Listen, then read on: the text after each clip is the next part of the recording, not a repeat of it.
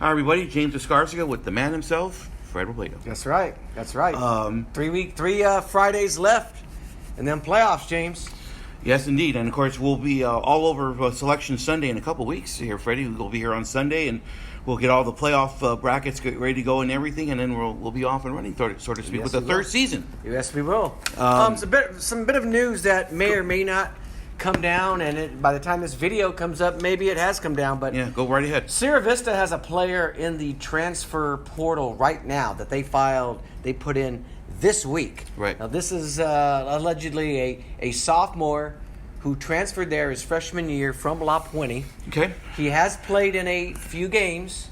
According to the Sierra Vista, my sources over there, he did not play in 2 games. That would be the first game of the year against Gabrielino. Okay. And he didn't suit up against the Nogales game, which, as you know, is crucial because that's a league game. Every win is crucial in the league. If the worst case scenario that we find out either later today or tomorrow is that Sierra Vista has to forfeit 5 of their 7 games, if it's just one league game, James, and they're 1-1, that may not impact their playoff position, because if they run the table and beat Duarte in the final week, which would probably be for the league title, and they beat them head-to-head, and they finish the same record, they would go in as the number 1 seed. They would get that playoff marker. So This is more about, you know what would be embarrassing is one of those forfeits will come against Baldwin Park. Yeah, I saw this. After they painted the bell red, shared it on social media, rang the bell, the all whole day thing. long. They got it on the page of the. Imagine having to give that page. back to Baldwin Park, and if you're Baldwin Park, would you want it back? Would you take it back that way? I don't know. Brian Tabatabai, who likes to chime in on Twitter, one of our guys out there, I had a pretty good suggestion. He says paint half of it blue, half of it red, leave it at the district office, and the winner gets it next year. I think that would be a good compromise if something happened. But absolutely. Let's get to this week. And we want to caution everybody, Freddie, there's a lot more to this, and you're on top of it, so we don't want to really draw conclusions until we get all the facts straight. I think the CIF office is still trying to get all the facts together, get all the paperwork together, so we're just going to hold off on holding on any type of stuff until the final decision has been made. I will tell you something else that I heard, too. Just it's a little outside of our area, but important regardless. Yeah. Chino Hills, where Chris Stevens resigned last week, and there were over some allegations that there was some freshman teasing, to put it mildly. Yep. Apparently, there's a school board meeting on Thursday night, which a lot of parents and coaches and players are going to flood the meetings, and we've seen this before happen at South Hills. Yeah. Whether that has an impact or not remains to be seen, but they're going to be pleading for Coach Stevens to be reinstated. Now, he resigned, but for our understanding is he did so believing that he would lose his job. So if he would take his job back and the school board would accept it, we'll find out. But that's going to happen Thursday night, and we have our inland people looking into that from here. Well, one thing I want to add from last week, Freddie, I had a chance to go watch. I held your seat at Kiefer Stadium, Coach. Yes. Yeah, I held your stadium, Coach. I held your seat. I like when you call me coach. I am sort of a coach. Yeah, you are sort of. I'm the coach, I'm the coach of this team. Exactly. I held your seat there Saturday night, Freddie, and it's a nice seat in that little press box next to those guys, aren't they great? They were awesome. Those guys have been in there 30 years. Yeah, oh my gosh. They were great. That guy announced, the announcer's the Golden Throat. Yeah, yes, Mr. Hayward. He is the man. But all due aside, I think Bishop Mott's got a true chance to really make the Division I playoffs, Freddie. Well, it's really simple, James. If they win out, they get in. If they lose one along the way, I am hearing. They don't get in. I am hearing there are some teams in the Mission League that are going to hold players out because they don't want to be in the Division I playoffs, Fred. Well, you may have seen that already with some of the what's going on. Shenanigans. I mean, how did Notre Dame not Notre Dame? How did Sarah all of a sudden become this? Who are they now? Yeah. Been hearing it out there, the chime in, Not Bishop Amat. Bishop Amat is one of the schools. When you think of all of the schools that would say, God, we'd love to fall to Division II and have a shot at winning the championship. That's not Steve Haggerty. That is not Steve Haggerty. That is not Bishop Amat. He would rather lose that game to Mater Dei in the first round. To me, I don't want to speak for him, right? But in all my conversations that I've ever had with him, he would rather lose in the first round, giving it everything they got against a Mater Dei, than winning a Division II championship. He likes that climb. Let's climb that mountain, see if we can get to Mount Everest. It may be an impossible climb, but he's going to climb it, and he's going to take his shot. And hey, you know what? We saw Servite almost knock off Bosco. St. John Bosco. 2 weeks ago. I mean, they're, you want to say the never know factor, but I don't know. I think Mater Dei and Bosco are too good, but they're gonna go for it. That's what they do. Okay, let's get to work here, Freddie. We want to get through some of these games. By the time you get this posted, it's either game day for some of you, or it'll be the day before for the rest of you. So let's go right to the action here, Freddie. Thursday night, we're going to start at District Field, where San Dimas is taking on Covina. Put this in the preview that's up there, Freddie. I don't think there's a team that's really experienced the highs and lows more than San Dimas. No, they've had some. They had that shocking loss to Whittier earlier. Early in the season, but it was early in the season. Yes. I think they got Northview at the right time when Northview's maybe questioning themselves a little. That one was surprising to me because I thought Northview would be able to throw the ball around on them. Obviously not the same Northview team, but you got to give San Dimas a lot of credit. They do what they do well. They're a young team, as you mentioned in today's notebook, and I think they're going to run the table. The one team that I have a little pause on is Roland.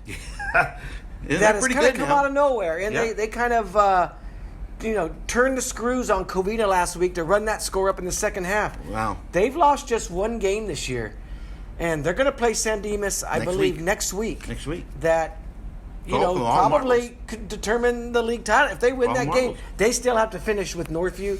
They have the toughest finish. I don't know if they can beat those schools back to back. Right. But an incredible year by Roland, and they deserve a lot of credit.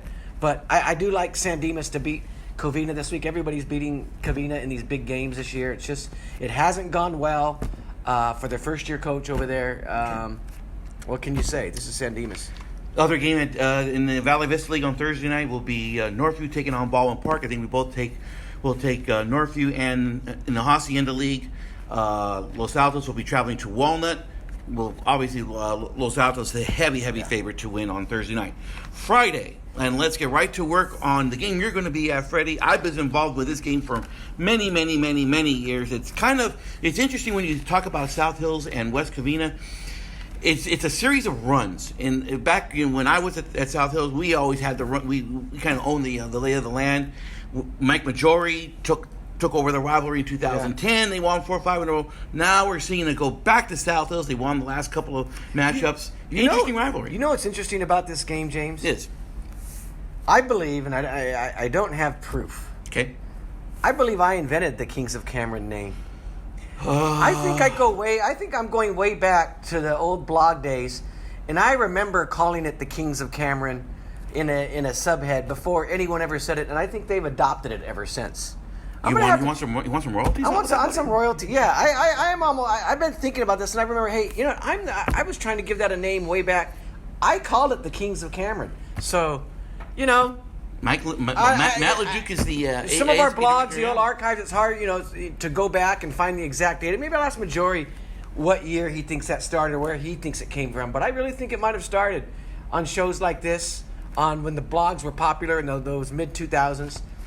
But hey, you want to talk about this game on Friday? Like I covered the Baldwin Park Service rivalry game early in the year. I love some of these big rivalries. I don't know how much of a chance West Covina has in this one, even with all the hoopla that's going to surround it. I'm going to be there because I haven't seen South Hills this year. They've sort of made a resurgence. Mm-hmm. I think people got to realize, myself included, that they played a pretty tough schedule, James. They did. And some of those losses, even though they haven't had a couple of their key players, Joaquin Elliott, I don't know. I hear he's getting close to returning. You heard the same thing too. I think it's going to be playoffs at the moment. He was still in a boot on Thursday night during the Walnut game. So as much as we've said that Los Altos and Diamond Ranch is for the league title and everything, after South Hills beats West Covina on Friday, they're going to be 3-0, mm-hmm. and really, to share the piece of the league title, all they'll have to do is win one of the last two games. That's a daunting task. I'm sorry. They'll have to beat Diamond Ranch. Yeah. And it's a daunting task, but, who knows at this point. So you're taking South Hills here? I'm taking South Hills. Big, yeah. so am I. Yeah. It's now at the point now, they're going to win big. Yeah, they'll probably win big on Friday night. Running clock, early fourth quarter. You would say that, wouldn't you? Yeah, running clock, early fourth quarter. Okay, I'm okay with that. No Dodger game on Friday night, so I'm not worried about it. No. So that's the big game that Freddie's going to go to. That's one of the first games. We have Steven here from CIF. Normally he'd be at the Dodger game too Friday night, but this guy's on vacation. So is Keith Birmingham. He had all those vacation. Yeah, unreal. Let's go to the Pasadena area for the Real Honda League Championship game. This is a biggie. It is. It is South Pasadena, Monrovia. In the past, Freddie, it's been San Marino and Monrovia for the league title. Things have changed now. Now we have South Pasadena One lost South Pasadena, right? To Alhambra. No, they lost to Pasadena Poly, too. Or didn't they lose to Pasadena Poly? No, they beat them. They beat Pasadena Poly. Yes. Okay, I thought that was a loss. No, okay. I'm gonna double check for you as you talk. So go ahead.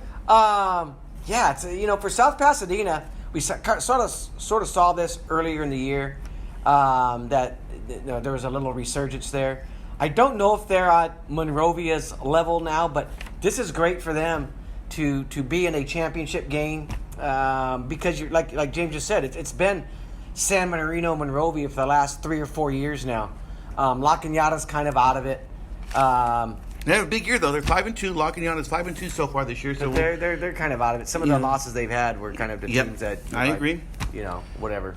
But Monrovia and Chris Williams doing a great job in his second year, coming from Northview, who was the offensive coordinator over there. He's doing a good job. And they're ranked number 4 in their division, which it escapes me what division that is. There's so many now. There's 9. Division 9, which is the Bonita division. They're ranked right behind Bonita.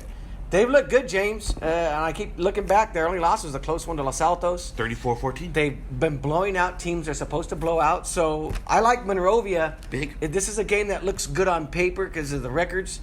I think it's going to be a blowout because that's just kind of the way this game is trending. Okay, so we'll both take going to take Monrovia here. Yeah, M-Town, and boy, if they can make a run in the playoffs, that would be pretty nice, Freddie. Yeah. We want to talk about Muir quickly, Freddie. They're taking on Arcadia on Friday night.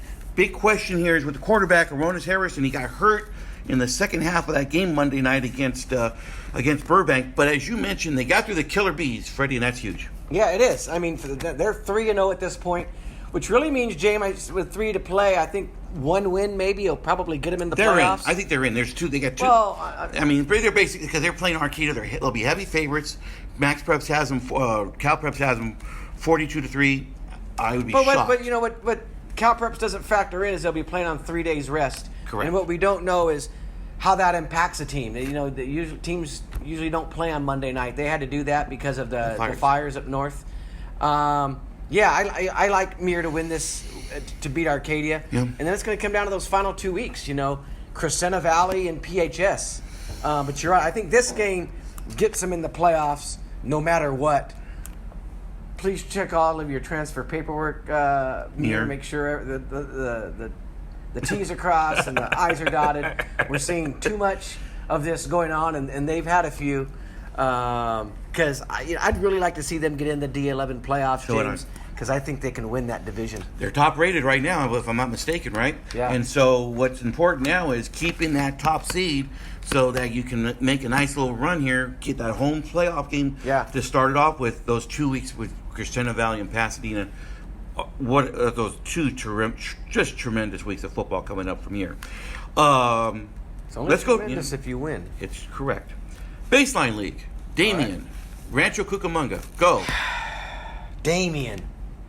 You were gifted a victory by Upland. They forfeited the game that was the game of all games, that had you won that on the field, that would propel you to a league championship. First year under Coach Bechtel, and what do? You blew it. The day that you learn of this, you're going to lose at home to Chino Hills, a team that was somewhat in turmoil because of the coaching situation. Chris Stevens had resigned. Mm-hmm. They had some things going on, and you could not beat them at home. Now, look, you're 1-1 in the baseline because you got that forfeit win, but now you get Rancho Cucamonga, and they're rolling. They could not afford to lose that game last week, James, No. to make this Rancho Cucamonga game really mean something. And you can't beat Chino Hills, you're not going to beat Rancho Cucamonga.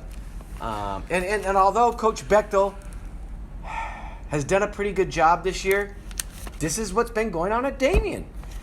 I thought Greg Gano would come in change the program right away. He Yeah. couldn't do it. Yeah. I thought, Paredes. Mark Paredes can come in, change the program. Couldn't do it. Made him a little better. Matt Bechtel, this is his first year. It's the same thing over and over now. He's going to tell you that there's something a little different going on, but on paper, this is the same old Damien. Yep. And maybe he gets it going next year. Maybe those guys that they want to enroll there will happen next year. But for 1 year looking at it, it's the same old, same old. Couldn't agree more. And it was just what an amazing 24 hours that was, Freddie, for you, for covering the Chino Hill story. Then all of a sudden, the day of the game, Damien gets a win. You're thinking, oh boy, here we go. Yeah. They got something going here. There's a lot going on last Friday. And you know what the thing is? They had the lead in the fourth quarter. Yeah. They had the lead they had just scored.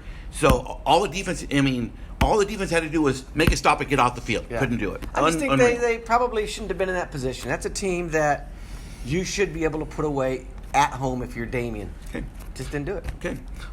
We want to mention the La Habra real fast, just for the mere fact, Freddie, our This man. is a championship game. Yeah, our man Steve Fryer, the Hall of Famer Steve Fryer, is going to this game on Friday night against Sunny Hills. And I want to mention something here real fast. Pete Karavitis is the head coach at Sunny Hills. He was at Maranatha the year before.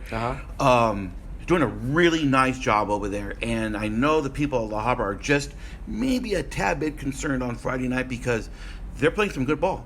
Yeah, they are. And, this is, when you look at the Freeway League, and we've said that they go on vacation when they get here and it's time to wait for the playoffs. Yep. There usually is one game that's going to come down to the league championship. And this is it. What does Cal Preps have them as a projected winner? 46-17. 46-17. Yeah. So this is as close as a league championship projection Probably. big game gets for La Habra. Yeah.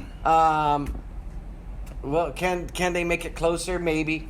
But I think this is one of those games where, again, La Habra gets on top of them quick, puts their foot in the gas, and starts resting players. And they're thinking about the Division III playoffs. They're 3 weeks away, but they've already got their sights set on that. They've played their tough games that are kind of preparing for the playoffs early in the season. Yep.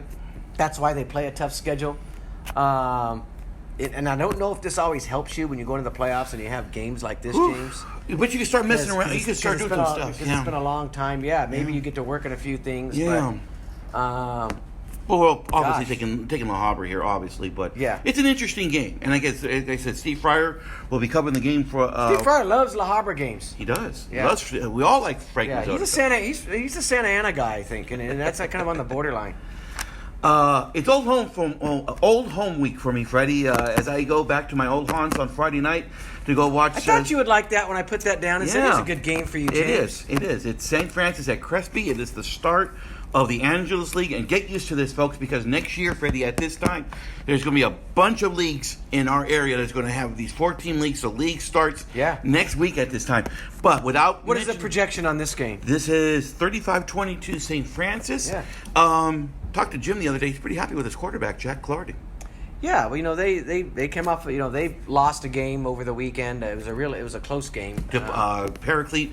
They had transportation issues. You know what time they got? They got to Palmdale for the game. 4:00. Yeah. It was tough with the fires. Yep. They had to reroute themselves and go Yep. around. Also, St. Francis earned back one of those losses they took this year. So they're technically they're technically what, 6-1 right now? Yes, sir. They are 6-1 with the Westlake win, which those wins, even though they're forfeit wins, James, they help when CIF puts their numbers together when they do their crunching for seeds and stuff like that. Yes, sir. So that was a nice one to get back. But like you said, everything starts this week. Is this the game that's going to decide the league title when you look at that 4-team league? Probably not. We'll probably go in 2 weeks. Think it's still Cathedral? Pretty much. Yeah. I think Crespi's about a year away, maybe 2 years away. They'll make this game competitive, but at the end of the day, just too much Max Harris and too much Mr. Armstead. Kevin Armstead's doing a great job at running back. Too much to Clarity, too much St. Francis. It'll be a close game early, but I think the class of St. Francis will prevail in the end. 14 leagues. How many are guaranteed playoff spots? 2. That's probably the way to do it nowadays. Yep. Every game is everything in those 4-team leagues. Yeah. I haven't been there before. The other team that's got a 4-team league that starts play this week, big game for La Mirada, Freddie. They got Mayfair. We're actually sending Isaac Coladeras, I believe, to this game. 28-14. Cal Preps has this as a projection win here for La Mirada. Yeah, and it's a nice way for them to open the Suburban League, James. I mean, they've had a great Non-league. Let's give Mike Machete a lot of credit. Yep. We've been saying this throughout our drills, throughout all of the weeks. They've done a good job. They're coming off a loss, though. They were on a bye. On a bye. Okay, they're coming off a bye week, so they should be ready. I don't see them stumbling in this game, James. I really like them to win the Suburban League title. This is probably the game that it'll decide could it all. decide it all. I mean, it starts off in the first week, like you said. They're a 4-team league also, aren't they, the Suburban? Yep. Yeah, so. With Norwalk and Bellflower being the other game on Friday night in the league. So And Norwalk being a little down, I think. More than a little down. Yeah. Oof.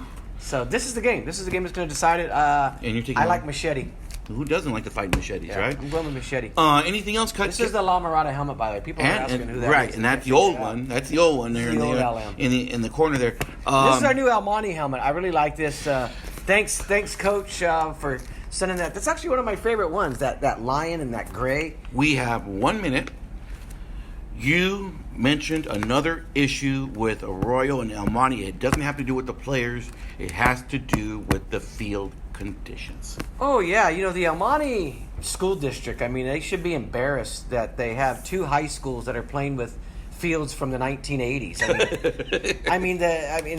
The ground is hard. It's one thing if you're able to maintain these fields and there's grass, but these are fields that obviously get an awful lot of use. They actually have dirt tracks. Now, who has dirt tracks? Very few. Even Edgewood, where I used to go, that closed down for a lot of years in the middle high, they've got a new track and a new field. Almani's got to do something about this. They promised Jim Singheiser, and I don't know if they said this just because they were there when they won a championship a few years ago, that, hey, we're going to get you your new fields now and do this. And then crickets after it happens, and they walk away, and they're not in front of, all of the people that they're speaking to, these being the city people. So, come on, Almani. Do the right thing. I mean, don't be the last district in Southern California. Now, we won't talk about the LA city because that's a whole different set of worms. Right. They've got a million schools to look after. You've got 3. And I'm sure Mountain View's in the same boat because I've been by Mountain View. That's a terrible field, too. Almost. So you've got Mountain View, Almani, and Arroyo. Do something. Fix these fields. I mean, everyone else has done it. It's just embarrassing.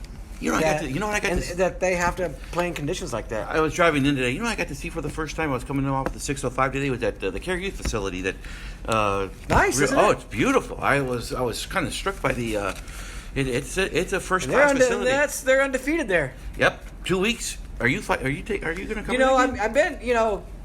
I ran by some. Where I practice, I coach youth soccer, right? Yes, coach. So, and Steven knows this. And Yes. I run into a few of the Care Youth. I mean, the Rio Hondo Prep players because they coach over there, the Care Youth. That's kind of what they do is they put back. Oh, yeah. And I saw a couple of them walking off the field the other day, and they've kind of got their chin ups. Oh. And we were talking about that division, and I told them, hey, guys, I saw Almani struggle to put away Arroyo, the number 1 team in your division, while you whacked Arroyo like they were like any other opponent. And they just started laughing. I said, man, you guys are going to be able to handle that double wing or whatever they're on. Oh, but they run it really well. Not wanting to give me any kind of any locker room talk or anything. Exactly. But, James, you have to start thinking about Rio Hondo Prep in that Division 12. And Pauley. I think they beat Pauley in that in Week 10. I think they're better than Pauley. Okay. But I think it's Rio Hondo Prep and Almani. I mean, I really do. That would be fantastic, wouldn't it? It would be phenomenal. It would be absolutely just great, and it would speak well for what they do at that facility within the program. Mark Carson is the head coach over there. He's a great dude. And I guarantee you, let's say Rio Hondo Prep got there and got the home field. Oh, now they can't play at the Care Youth Park. I would have to go maybe South Pasadena. No, you know where they would go? Ooh. Covina District Field, if that was available. They played the championship there years ago. Yes, they did. I want to see it was 07, 08. I think there was a lot of rain. It was muddy. It was fun. That was before they had done the fields. Right. Oh, man. But that'd be special, like an Almani Rio Hondo Prep with the district for all the marbles. So we're smelling playoffs, James. Yeah, it's around the corner. 2 weeks away. Brady's got the one-stop shop on Friday night. Saturday, you'll have the Saturday morning quarterback. And again, I couldn't express this more. My thank you to everybody from Bishop Vermont. They really were first class, and everything that they did on Saturday was really, really awesome. Here we go, Freddie. We're almost. As a matter of fact, it is playoff time for a sport, Freddie.